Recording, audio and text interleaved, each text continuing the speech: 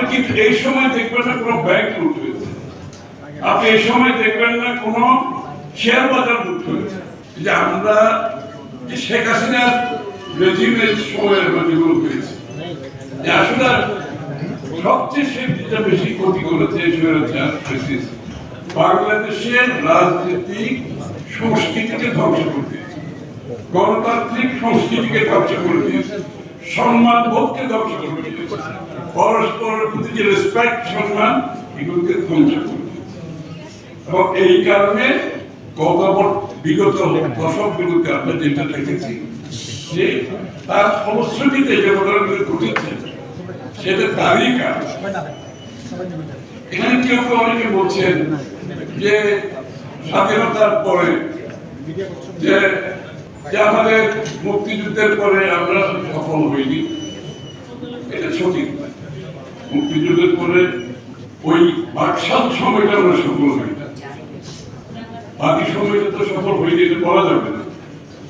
যখন জিয়া রহমান সাহেব দায়িত্ব দিলেন তখন যদি আমরা বলি আমরা সফল হইনি, এটা তো সঠিক হবে। তখন তো বহুদলীয় গণতন্ত্রের মাধ্যমে বাংলাদেশে বড় ধরনের সংস্কারের মাধ্যমে শুধুমাত্র বহুদলীয় গণতন্ত্র না, আমরা অর্থনীতিকে জনগণের অংশগ্রহণের কাছে নিয়ে গেছি।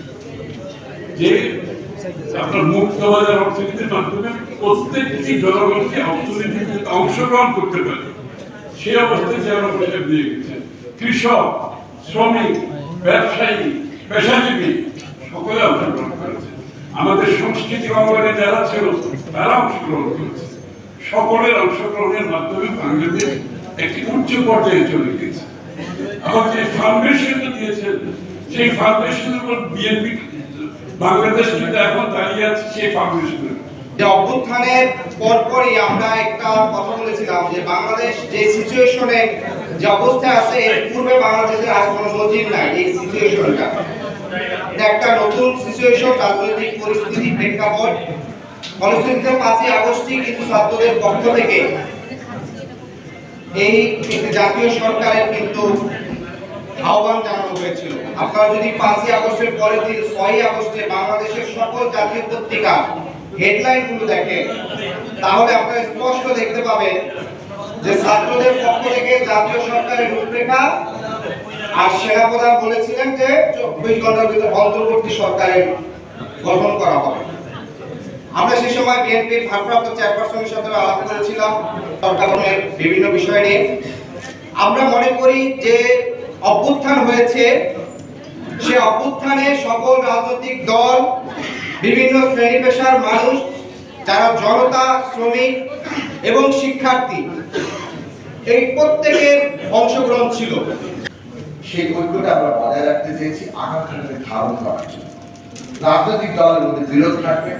ছাত্রদের আন্দোলন থেকে একদল ছাত্র তারা একটা রাজনৈতিক দল গঠন করেছে, কিন্তু সেটাই সব নয়। কিন্তু ছাত্র সমাজের মধ্যে রাজনৈতিক দলগুলো একটা আলাদা জিনিস। এই রাজনৈতিক দলগুলো যখন একটা গণতান্ত্রিক ব্যবস্থায় থাকে তখন তার মধ্যে পার্থক্য থাকে, তার মধ্যে পার্থক্য সত্ত্বেও একটা ন্যূনতম ঐক্য ধরে রাখতে হয় যখন আমরা একটা ঐতিহাসিক নির্মাণের মধ্যে থাকি।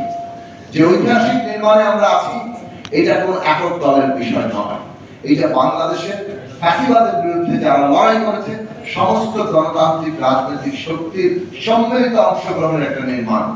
এই নির্মাণে আমরা সর্বাধিক ঐক্য চাই। সবাই যতটা সম্ভব ছাড় দিতে আমরা পারি, যত বেশি গণতান্ত্রিক করতে পারি, যত বেশি ভারসাম্য কাজে জবাবদিহি ব্যবস্থা আমরা করতে পারি, তত জনপ্রত্যাশা পূরণ হবে।